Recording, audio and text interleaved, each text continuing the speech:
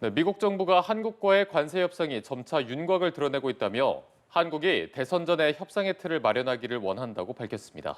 워싱턴 연결해서 자세한 내용 들어보겠습니다. 정호윤 특파원. 네, 워싱턴입니다. 말씀하신 한국과의 관세 협상에 대한 얘기는 트럼프 대통령 취임 100일을 맞아 경제 성과를 소개하는 기자회견에서 나왔습니다. 지난주 우리 정부와 고위급 통상 협의를 한 인물이죠. 스콧 베선트 재무장관이 백악관 브리핑룸 연단에 섰는데요. 한국과의 구체적인 협상 내용은 밝히지 않았지만 순탄하게 매끄럽게 협상이 이어가고 있음을 강조했습니다. 관련 발언 들어보시죠.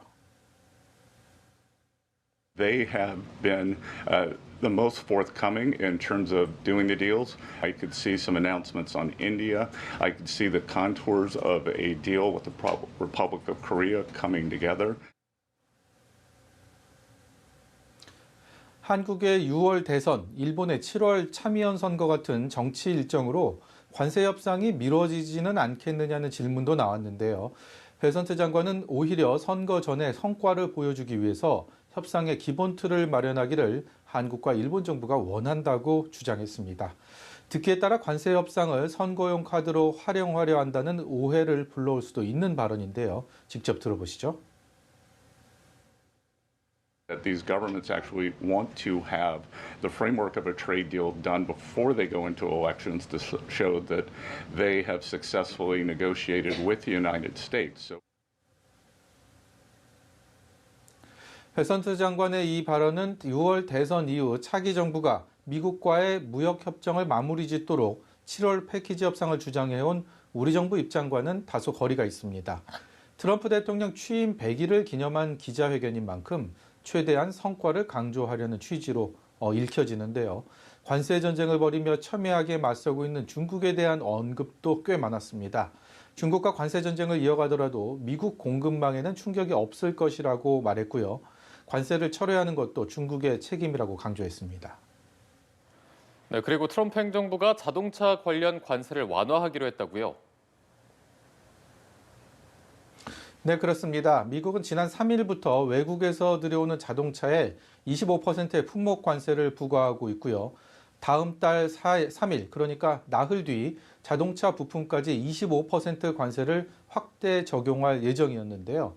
외국에서 수입한 부품으로 미국에서 자동차를 만드는 기업에 한해 이 부품 관세를 2년간 줄여주기로 했습니다.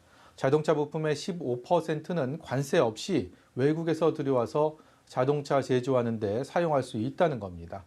이 혜택은 단계적으로 시행될 예정인데요. 원래 25%인 자동차 부품 관세를 올해는 3.75%포인트, 내년에는 2.5%포인트 낮추는 효과가 있습니다.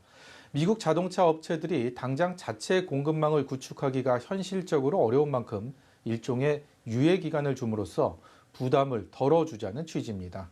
미국 자동차 업체뿐 아니라 외국 업체에도 해당되는 혜택이긴 하지만 궁극적으로는 미국 자동차 산업을 되살린다는 데 방점을 두고 있습니다. 트럼프 대통령의 말 들어보시죠. We just wanted to help them during this little transition, short term. If they can't get parts, we didn't want to penalize them.